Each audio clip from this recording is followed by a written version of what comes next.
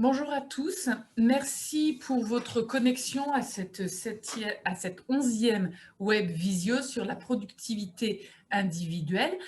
Cette visio sera divisée en deux temps. Tout d'abord, une présentation de Guy Fourier, ACE, sur la productivité individuelle des vaches laitières, puis une présentation par Joël Martin, Chambre d'agriculture, sur la productivité individuelle des vaches allaitantes. Donc, je vais laisser la parole à mon collègue Guy Fourier, Ardennes Conseil Élevage.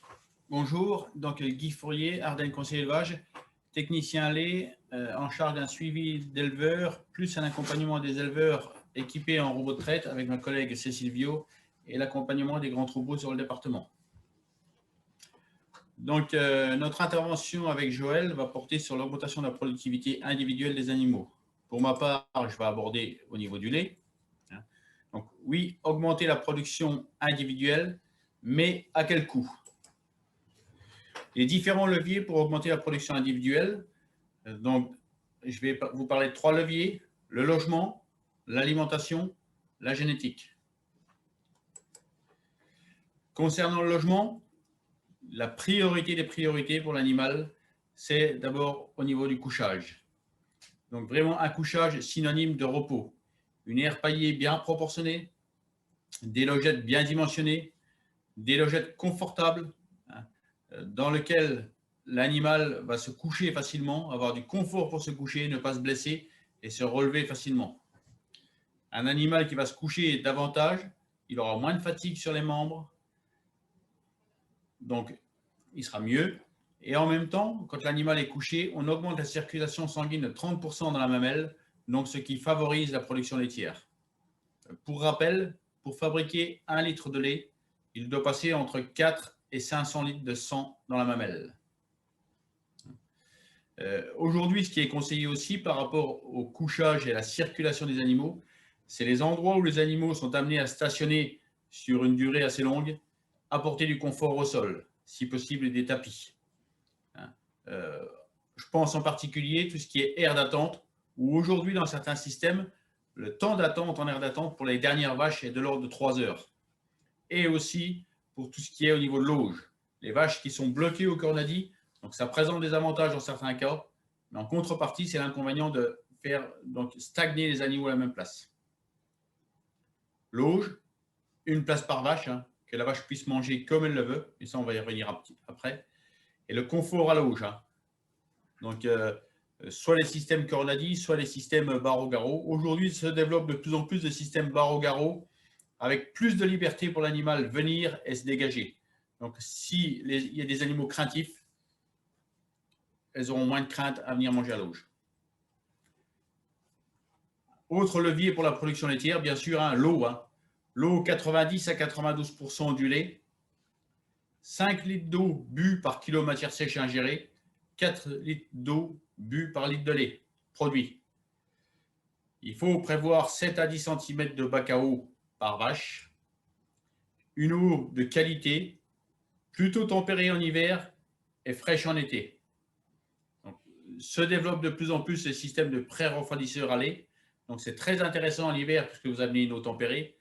À l'été, attention, de l'eau tiède, les animaux n'apprécient pas et c'est aussi une source de développement de bactéries. Donc, pensez à vidanger régulièrement les bacs à eau, entre 2 et 7 jours, suivant la qualité de l'eau, suivant l'endroit où se situent les bacs à eau. Plus les bacs à eau seront près de l'auge, plus ils auront tendance à se salir. La ventilation des bâtiments.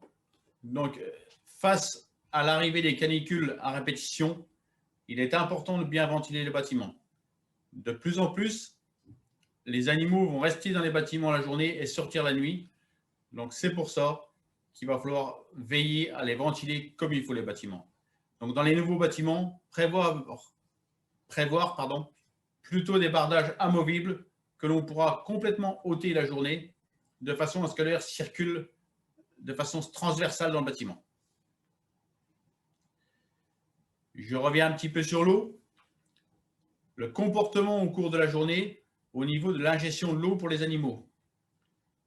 Comme vous pouvez voir sur le tableau, donc 2 périodes principales d'ingestion de l'eau, c'est surtout au moment de la traite et au moment du gros repas de la journée. Donc là, point aussi à faire attention dans les installations, hein, c'est que vous ayez un débit d'arrivée d'eau suffisant pour à la fois couvrir l'eau consommée entre 9h et 11h le matin, qui correspond au gros repas de la journée, mais aussi qu'elle permette de couvrir le lavage de la machine à traire. Et ce qu'on s'aperçoit aujourd'hui dans certains systèmes, c'est qu'il y a concurrence entre les deux. Et ça, c'est néfaste à l'un comme à l'autre. L'alimentation, donc une ration disponible 24 heures sur 24, une ration non triable avec des longueurs de brin inférieures à 4 cm et un taux de matière sèche de la ration compris entre 40 et 42% de matière sèche. Ça, très important à respecter. Donc le taux de matière sèche, il aura surtout une relation sur le fait que, en ayant cette matière sèche, vous allez coller les particules fines de la ration à la fibre. Et de ce fait, la vache n'arrivera pas à trier, d'autant plus que les brins sont inférieurs à 4 cm. Donc veillez aujourd'hui dans le profil de vos ensilages, notamment l'ensilage d'herbe, à découper assez fin à la récolte.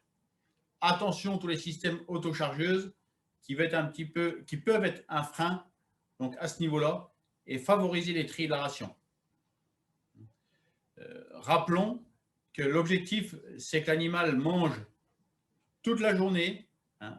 Naturellement, un ruminant qui est en pâture va faire 10 à 12 ingestions par jour et va ingérer tout le temps le même produit. Donc, il faut essayer de transposer la même chose à l'auge, qui est une ration disponible toute la journée et la même ration toute la journée. Si l'animal trie, à certains moments de la journée, il va manger plutôt le concentré, qui aura un effet acidogène, et à la fin, il mangera la fibre.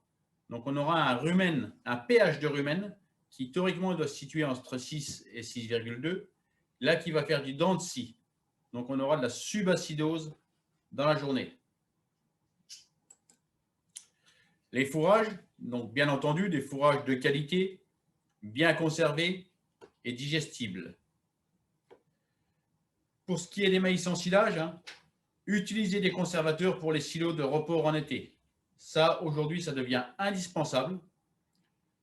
Vous voyez les pertes qu'il y a au silo en été par réchauffement et moisissure, mais ce que vous ne voyez pas, c'est les pertes par le réchauffement qui provoque la consommation des sucres. Et ça, la perte de valeur alimentaire est de l'ordre de 10 à 15%. Donc oui, les conservateurs, c'est un coût à peu près de 100 € par hectare, mais si vous perdez 15% de la valeur de votre maïs, la perte est plus conséquente et en même temps, elle perturbe le fonctionnement du rumen chez la vache et peut provoquer des problèmes sanitaires. En ce qui concerne les fourrages, bien entendu, analysez vos différents fourrages pour en connaître la valeur et bien équilibrer les rations. Les concentrés, pour la matière azotée, mieux vaut associer plusieurs sources de protéines et privilégier les sources françaises pour limiter les impacts sur le transport. Rappelons-le, hein, le soja, hein, qui aujourd'hui est le moins intéressant parce qu'il a un gros impact négatif sur le carbone. Donc, associer du tourteau de colza avec de la drèche de blé permet de bons résultats. La drèche de maïs, en petite proportion, est également intéressante.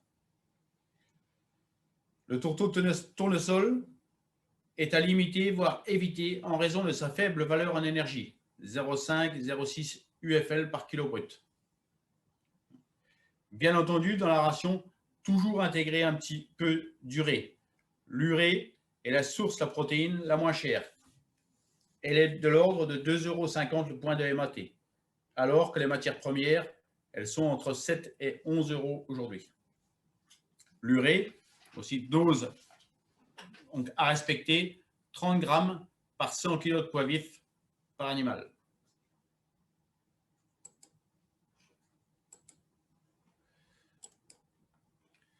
La protéine, donc il y aura un effet sur l'efficacité alimentaire hein, et sur l'augmentation de la productivité.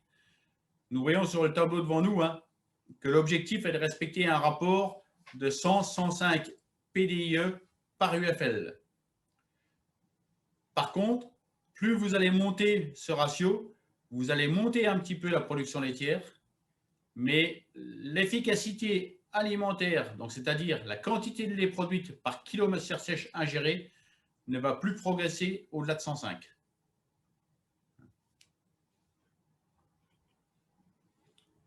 Pour les éleveurs, je fais un petit aparté. Pour les éleveurs équipés de robots de traître, vous avez dans votre logiciel la possibilité de mettre des phases, une table progressive d'alimentation en début de lactation, et ensuite vous avez des tables en fonction de la production. Sur les tables progressives, pour les multipares, il faut les mettre jusqu'à 45 jours. Pour les primipares, jusqu'à 60. D'abord mettre toute l'azote et seulement ensuite apporter l'énergie. Je m'explique. Pour un ruminant, ne jamais monter de plus de 250 grammes d'aliments par animal et par jour. Donc, vous faites la progression en protéines. Une fois que vous êtes arrivé à votre seuil de protéines, vous mettez seulement le concentré de production. Concernant la quantité de concentré de production, sur les différents logiciels, vous pouvez visualiser vos courbes de lactation en fonction des numéros de lactation. Donc, d'une part, les primipares, d'autre part, les multipares. Une fois que vous avez visionné ces courbes-là, vous allez donc voir un petit peu quel est votre pic de lactation pour chaque catégorie. Ce qui va vous permettre donc d'adapter votre table progressive en fonction de vos pics de lactation. Ce que je veux dire par là, c'est que si vous avez les pics de lactation pour les primipares à 32 kg, sur votre table progressive, vous allez le couvrir à 32-34 kg. Mais rien ne sert d'aller à 40. Il n'y a aucun intérêt. Ça va être un gaspillage. Même chose pour les multipares. Vous vous basez sur le pic de production, voire 2 kg au-dessus. Mais rien ne sert de monter 10 kg de plus, quoi.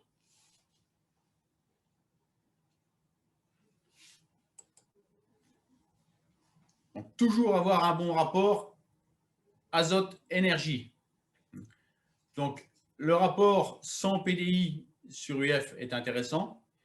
On voit avec ce tableau que le fait d'être plus haut ou plus bas, quelles seront les conséquences sur le niveau d'ingestion, sur la production laitière, sur le taux protéique. Donc, en début de lactation, on peut avoir un intérêt à aller jusqu'à 110 PDI par UFL. En milieu de lactation, il y a moins d'intérêt. Alors, je vous parle de PDIE sur UFL. Ce sont le système in-ration. Maintenant, on est avec ruminal et systali. Donc, on ne parle plus de PDIE, PDIN, on parle de PDI et de valproru. Le nouveau système systali prend en compte tout ce qui est interaction digestive. Sachant que plus vous allez augmenter le niveau de concentré dans la ration, plus vous allez baisser la digestibilité des fourrages. Donc, par rapport à ça, il y a un juste milieu à trouver. L'efficacité alimentaire, donc optimiser l'ingestion plutôt que de la maximiser. Donc, dans le tableau qu'on voit devant nous, en fonction du niveau des tables et du stade de lactation, l'efficacité alimentaire que l'on doit obtenir. Donc, si on prend un exemple, pour votre troupeau entre 8 et 9 000, qui est entre 100 et 200 jours de lactation, il faut une efficacité alimentaire de l'ordre 1,3-1,4 kg de lait par kilo matière sèche ingérée. Donc, plus ou moins 0,1 point d'efficacité, c'est plus ou moins 7 € des millilitres de co-alimentaire. Pour l'énergie, même raisonnement que pour l'azote, il faut diversifier les sources pour améliorer l'efficacité. Très important, les choisir en fonction de la dégradabilité de l'énergie contenue dans les fourrages et de l'âge des fourrages. Là, je m'explique. Les maïs que vous mettez dans les silos, en début de stockage, l'amidon contenu dans le maïs est peu dégradable, d'autant plus qu'il sera riche en matière sèche. Donc, par rapport à ça, on complémente avec une énergie très rapide, type céréales ou type sucre. L'idéal pour les ensilages de maïs, ça serait d'attendre entre 2 et 3 mois avant d'ouvrir les silos. Ça peut paraître important, mais le manque à gagner est quand même là. C'est-à-dire, si vous ouvrez les silos rapidement, on peut estimer qu'on a un manque à gagner, c'est-à-dire une perte de production laitière de l'ordre de 2 kg de lait par vache. Le troupeau moyen dans les Ardennes, 75 vaches aujourd'hui, 2 kg de lait ça fait 150 kg au jour. Si on prend sur 100 jours, ça fait donc 15 000 litres de lait. 15 000 litres de lait à 350 €, c'est environ 5 000 € de manque à gagner par exploitation. Alors oui, c'est vrai, créer un silo supplémentaire, le remplir avec du fourrage, c'est un investissement, mais sur 4 ou 5 années, c'est rentabilisé. Le sel, élément indispensable pour les ruminants, donc si possible 70 grammes dans la ration de base et des blocs à disposition. S'il n'y a pas d'apport de sel, aucun apport de sel dans la ration, vous avez une perte de 1 à 2 kg de lait par vache et par jour. C'est un gros levier, ça, pour augmenter la productivité par vache. La minéralisation, sur le tableau là devant, j'ai fait un petit rappel des différents apports de minéraux par kilo matière sèche ingérée, oligo et vitamines. Minéraliser toute l'année si besoin. Donc c'est même indispensable dans la mesure où on met des fourrages conservés. En général, 4 à 5 grammes de minéral brut par kilo de maïs en silage. Plus un apport de 100 grammes de carbonate de calcium. Alors maintenant, nous arrivons à savoir, dois-je monter la part de concentré dans la ration? Quel sera son effet? Donc, si tous les points précédents sont respectés, le confort, la quantité de fourrage, la qualité du fourrage, l'équilibre, la diversité, et en fonction de la proportion de concentré et du mode de distribution, quelle sera la réponse? Donc, au-delà d'une concentration à 0,94 UFL, une ration comprise entre 15 et 15,5% de MAT, et si vous êtes déjà à 180-200 grammes d'aliments par kilo de lait produit, la réponse au concentré supplémentaire type VL18 est de l'ordre de 0,5 à 0,9 kg de lait par kilo d'aliments apportés en plus. Donc cette réponse, elle sera de cet ordre-là, dans la mesure où au départ, on avait bien du fourrage à volonté à l'auge. C'est vrai que si le fourrage à l'auge n'est pas à volonté, la réponse sera un peu plus importante. Donc, en moyenne, la réponse, c'est sur une ration distribuée à volonté avec 3 kg de refus par vache et par jour, le concentré type production apporté en plus permet 0,8 kg de lait. Donc, pour être efficace, la tonne de concentré de production doit coûter moins de 80% de la tonne de lait produite. Si je prends l'exemple, en ce moment, vous livrez du lait à 350 €. Votre concentré de production que vous achetez ne doit pas dépasser 280 € la tonne. Sinon, il ne sera pas rentable. Et dans l'efficacité aussi, petite annotation que j'ai mis en dessous, ne pas oublier qu'une vache est efficace. Une vache efficace est avant tout une jeunisse qui pesait 200 kg à 6 mois. Le volet génétique, donc ça, à travailler avec les centres d'insémination. Utiliser la génomie, retour sur investissement très rapide, et valoriser les index pour les accouplements raisonnés et progresser en fonction de ses objectifs. Donc, concernant l'augmentation de la productivité, la conclusion, c'est respectons l'animal et le ruminant, ils seront en bonne santé et performants. Travaillons sur la qualité des fourrages, ce sera moins de concentré acheté ou importé.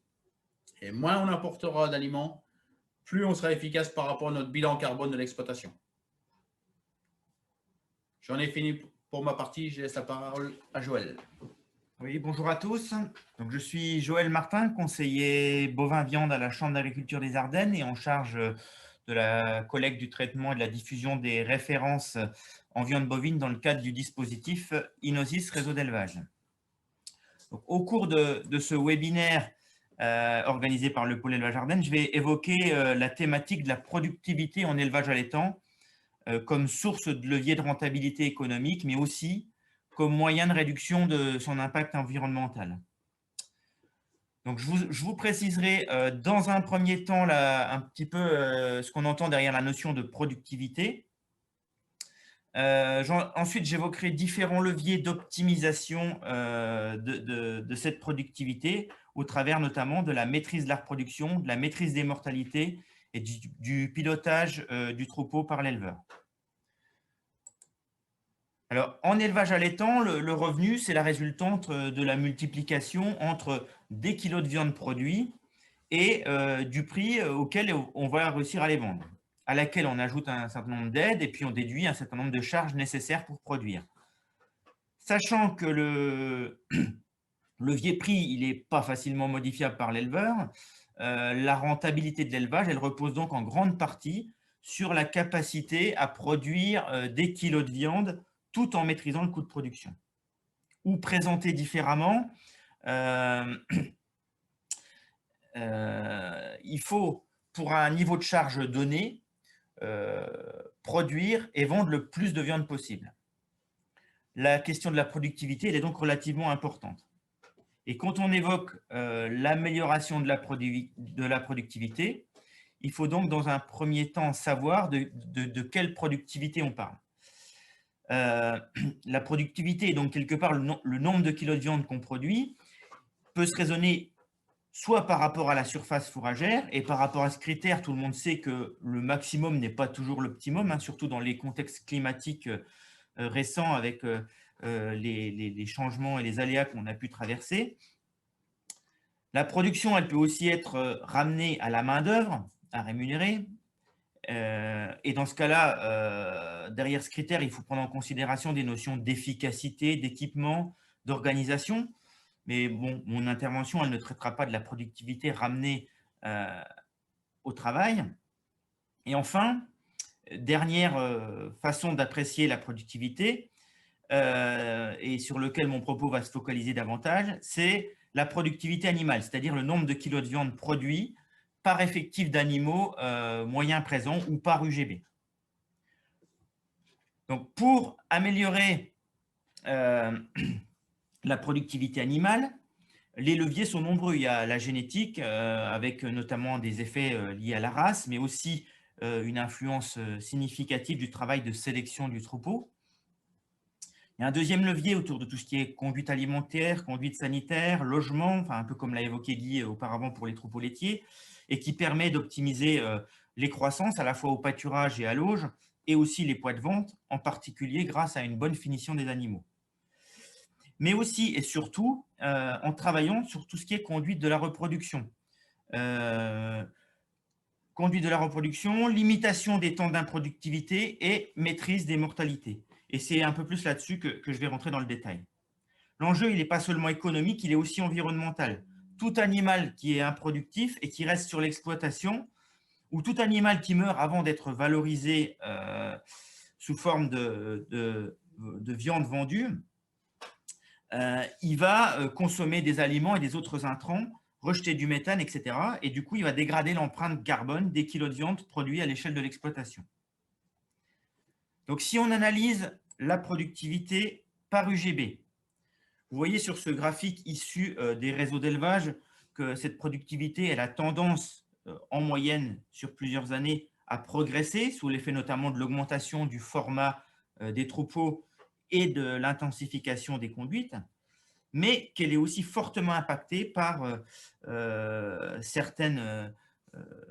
notamment certaines années, par des aléas sanitaires, type les maladies qu'on a pu rencontrer, FCO, Schmallenberg, etc., ou par des changements ou des aléas climatiques avec les sécheresses qu'on a vues ces dernières années, voire même l'année 2016 qui était très pluvieuse et qui a occasionné des mauvais fourrages.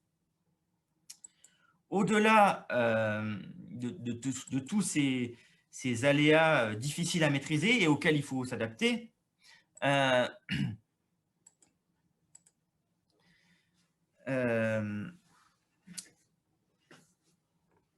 est important de savoir que le premier poste de variabilité des résultats économiques en élevage allaitant, avant la maîtrise peut-être des charges, c'est la productivité globale, c'est-à-dire le nombre de veaux vivants au sevrage par rapport au nombre de vaches qui sont présentes en moyenne sur l'exploitation. Et donc, la maîtrise de la reproduction, elle semble essentielle pour optimiser ce critère. Donc, pour l'analyser, on dispose d'un outil de traitement de données enregistré à l'EDE qui s'appelle le tableau de bord vache allaitante et dans lequel on retrouve les résultats du troupeau en matière de reproduction pour les dernières campagnes de vélage. Donc, on retrouve notamment le nombre moyen de vaches présentes, le nombre et la répartition des vélages, le taux de renouvellement, l'intervalle entre vélages, etc. Et tout ça pour une campagne donnée en comparaison de l'année précédente et en comparaison avec la moyenne de la race sur le département et le quart supérieur. Donc, le document, il ressemble à ce que vous voyez là sur votre écran. Et il faut savoir que ce document, il est accessible à tous les éleveurs qui souhaiteraient en disposer pour leur élevage sur simple demande auprès de l'EDE ou auprès de moi. Sur cette base d'informations, j'ai donc analysé les résultats moyens départementaux et leurs disparités. S'agissant de la productivité globale du troupeau, en moyenne, elle atteint 82%, tous élevages confondus, pour le département des Ardennes, avec quand même de grosses disparités selon les races, puisqu'on est plutôt à 71% en blanc-bleu belge et 89% en aubrac pour les extrêmes. Mais au-delà de l'effet race, ce qu'il faut regarder, c'est l'écart intra-race, notamment entre le quart inférieur et le quart supérieur. Par exemple, vous voyez qu'en race charolaise, c'est celle qui est un peu la plus représentée dans notre département, le quart inférieur, il est à 66% de productivité globale, contre 96% pour le quart supérieur. Concrètement, ça signifie que pour un élevage de 100 vaches présentes, certains sèvrent 66 broutards et broutardes à l'année, alors que d'autres en sèvrent 96. Donc l'écart, il est quand même énorme, hein, comme vous pouvez le voir, et il a sans aucune discussion des répercussions économiques considérables.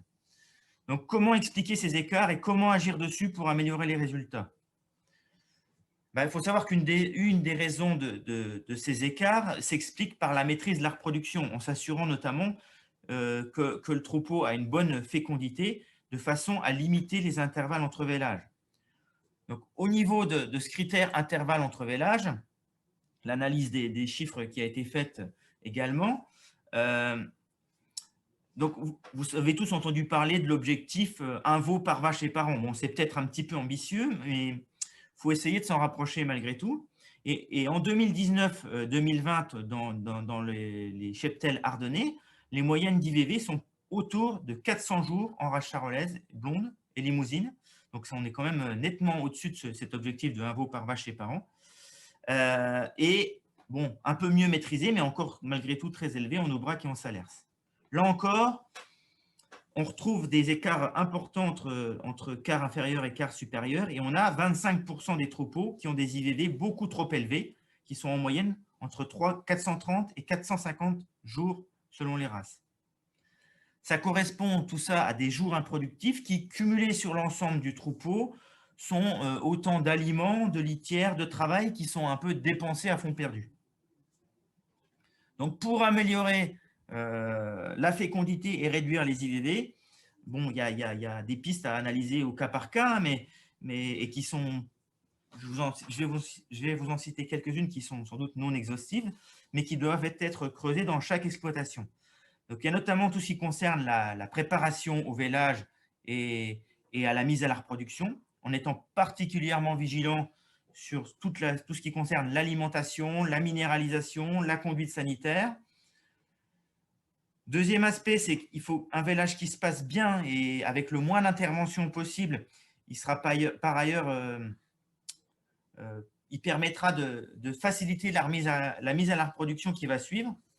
Toute lésion qui sera intervenue suite à des difficultés de vélage ou toute intervention non justifiée au moment du vélage va pénaliser le retour en chaleur et la gestation future. Donc, il faut être très vigilant par rapport à ça. Tout ce qui est conditions de logement, de luminosité, c'est également important, hein. La période de vélage choisie peut aussi influencer les résultats. En insémination, la détection des chaleurs, c'est quand même assez délicat et ça nécessite une expertise, un œil aguerri de l'éleveur. En monte naturelle, il faut être vigilant sur l'aptitude du taureau à la reproduction et puis sur sa fertilité. Et puis, éviter de le mettre avec un nombre de vaches trop important. Il faut se limiter à 25-30 vaches maximum. D'une manière générale, donc la surveillance du troupeau, elle est cruciale. Et en s'aidant au besoin avec des outils de détection. Deuxième piste d'amélioration de la productivité globale, et non des moindres, tout ce qui est maîtrise des mortalités, notamment des mortalités des veaux, et des autres animaux aussi d'ailleurs, hein. On retrouve également ces informations dans les tableaux de bord vaches allaitantes, en distinguant notamment des mortalités par tranche d'âge. Si on analyse ces mortalités à l'échelle du département, vous voyez avec un peu de recul là, sur une douzaine d'années que le taux de mortalité des veaux il atteint en moyenne 9 à 11% en moyenne dans le département selon les années. Comme pour les autres résultats, il y a un effet RAS qui est non négligeable, hein, mais qui reste malgré tout limité par rapport à la variabilité des résultats à l'intérieur de chaque race. Quand on voit que le quart supérieur il se caractérise par des taux de mortalité autour de 1%, le quart inférieur, lui, il atteint des mortalités qui se situent entre 18 et 23% des veaux selon les races. Donc, il va être essentiel pour les éleveurs concernés par ces taux de mortalité élevés de bien identifier les causes de mortalité et de faire une analyse approfondie sur 3-4 ans. Il faut distinguer les mortalités autour du vélage qui sont reliées à des choix de taureaux, à la conduite des vaches avant le vélage, notamment il faut essayer d'avoir des vaches au moment du vélage qui soient ni trop maigres ni trop grasses, mais aussi en étant particulièrement attentif à tout ce qui est surveillance et assistance par l'éleveur en cas de besoin. Et donc, il faut distinguer ces mortalités au moment du vélage ou juste après, de mortalités plus tardives qui interviennent au-delà de 48 heures de vie et qui sont, elles, souvent à relier soit à des problèmes sanitaires, notamment des problèmes de diarrhée, de maladies respiratoires, de gros cordons ou éventuellement des accidents. Et donc, c'est important de bien identifier les causes de mortalité entre les mortalités liées au vélage et ces mortalités liées à des causes sanitaires. Pour les limiter, il y a quelque chose qui est quand même très important, c'est tout ce qui est prise de colostrum dans les premières heures, hein, qui est essentiel pour assurer une bonne acquisition d'immunité par les veaux, en s'assurant aussi de la qualité de ce colostrum. Tout ce qui est gestion des litières a son importance. Les problèmes de logement, d'ambiance, d'équipement sont aussi à étudier. Et puis, la vaccination peut être envisagée en concertation avec le vétérinaire de l'exploitation en fonction des risques spécifiques à l'élevage. Troisième voie d'amélioration de la productivité en lien étroit avec les deux précédentes, c'est la réduction des temps de présence des vaches champs-veaux grâce au pilotage du troupeau. Donc, ce pilotage, il passe par des choix assumés. Donc, le choix d'une période de vélage adaptée aux contraintes spécifiques de l'exploitation. Mais une fois cette période retenue, essayer, à mon avis, en tout cas, c'est mon sentiment à moi, c'est important d'essayer de rechercher des vélages relativement groupés, c'est-à-dire 70% des vélages au moins sur 2 mois.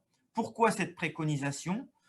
Parce que l'analyse des résultats et l'expérience des éleveurs qui parviennent à atteindre ces objectifs-là montre que ça permet une rationalisation de l'organisation du travail.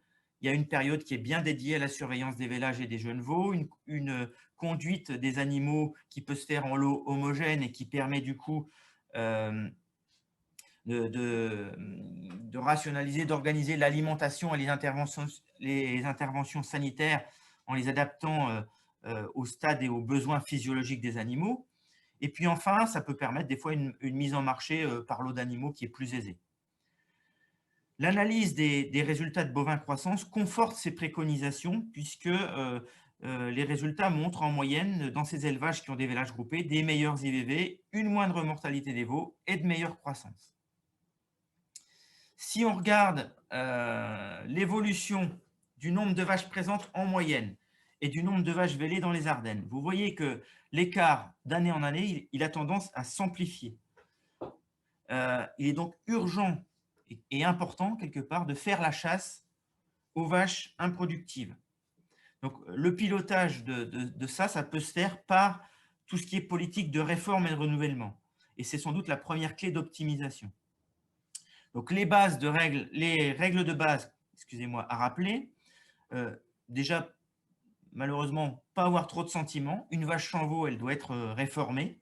Faire des diagnostics de gestation, hein, par échographie, par palpée, etc., pour identifier le plus tôt possible les vaches vides et les mettre sans délai à l'engraissement. Engraisser sur des périodes limitées avec une alimentation adaptée, classiquement donc 70 à 90 jours d'engraissement, bon, sachant qu'il y a quand même des races qui nécessitent un peu plus de temps de finition, hein, des races un peu plus longues à finir, telles que la blonde d'Aquitaine. Et ensuite, donc, réformer, bien sûr, c'est essentiel, mais pour garder une bonne productivité, il faut malgré tout assurer le nombre de veaux-nés et donc avoir un renouvellement en parallèle suffisant pour avoir une marge de manœuvre qui permette de choisir les réformes plutôt que de les subir. Concrètement, il faut élever plus de genisses que le strict nécessaire. Donc, c'est-à-dire que ça vous permettra ensuite, en ayant ce volant de sécurité au niveau des genisses de renouvellement, de pouvoir trier celles qui, notamment, ont perdu leur veau, enfin, celles qui sont vides en premier lieu, celles qui ont perdu leur veau, celles qui décalent, celles qui sont peu maternelles, etc. Donc, concrètement, il faut avoir au moins 25% de génisses de renouvellement pour avoir suffisamment de choix. Sachant que renouveler plus notamment, ça nécessite quelque part une vigilance accrue par rapport à tout ce qui est vélage des genisses. Mais qu'en parallèle, ça permet malgré tout de profiter du progrès génétique. Et enfin, pour limiter l'étalement des vélages, quelque part, il y a une règle très simple, c'est limiter la période de mise à la reproduction en retirant les taureaux au-delà d'une certaine date. Donc, pour finir et résumer un petit peu en termes de stratégie d'optimisation de la reproduction et de pilotage du troupeau, voilà comment on pourrait résumer ça au travers d'un scénario en 8 étapes. Donc, première étape, je détermine ma date de début de vélage. Deuxième étape, en tenant compte des durées de gestation supposées, je fixe la date de mise à la reproduction des vaches. Troisième étape, j'observe et je note les chaleurs au moins un mois avant le début de la reproduction. Au jour J, les vaches et les genisses vélées depuis plus de 45 jours sont mises à la reproduction. Étape 5, je continue à surveiller et je note les saillies. Étape 6, je mets 15% de plus de femelles à la reproduction que les vaches espérées pour assurer mon nombre de veaux. Étape 7, j'arrête la reproduction 2 mois et demi à 3 mois après le jour J. Et enfin, je fais des diagnostics de gestation et je réforme systématiquement les vaches vides. En conclusion, même s'il ne faut pas occulter toutes les difficultés que vous pouvez rencontrer liées notamment au changement climatique, aux aléas sanitaires, etc., et qui peuvent expliquer sans doute des mauvais résultats une année donnée, ce qu'il est important de faire, c'est de se remettre en cause et de remettre en cause ces pratiques si les mauvais résultats se renouvellent d'année en année. Les marges de manœuvre, comme vous pouvez vous en douter au vu des chiffres qu'on vient de vous présenter, sont considérables pour améliorer la productivité numérique dans beaucoup de troupeaux à l'étang ardennais. Elles peuvent être source de gains économiques importants. Et pour revenir au thème central des interventions de cette semaine par rapport aux impacts environnementaux, quand vous améliorez les résultats de reproduction et de productivité animale, les gains économiques potentiels sont étroitement corrélés aux impacts environnementaux positifs pour votre élevage. Donc, si vous souhaitez travailler sur ces postes, n'hésitez pas à vous rapprocher de vos techniciens du pôle élevage pour vous faire accompagner et conquérir un peu les marges de progrès que vous avez sur ces critères-là. Voilà, on en a terminé avec ces deux présentations. On vous propose de répondre éventuellement à vos questions, si vous en avez. La productivité est un levier qui est fréquemment abordé lorsque l'on parle de l'environnement. Plus de productivité, c'est comme vous venez de l'entendre, plus de ventes et plus de produits. mais c'est aussi plus d'exports de carbone qui vont diminuer vos émissions de gaz à effet de serre. On vient de vous présenter des solutions techniques qui vont vous permettre d'optimiser votre productivité. La productivité individuelle est donc un levier technique important, montrant que l'on peut faire de l'environnement un atout pour votre exploitation. Bon, s'il n'y a pas de questions, on va clôturer ce webinaire et vous remercier de votre participation. Bonne journée à vous.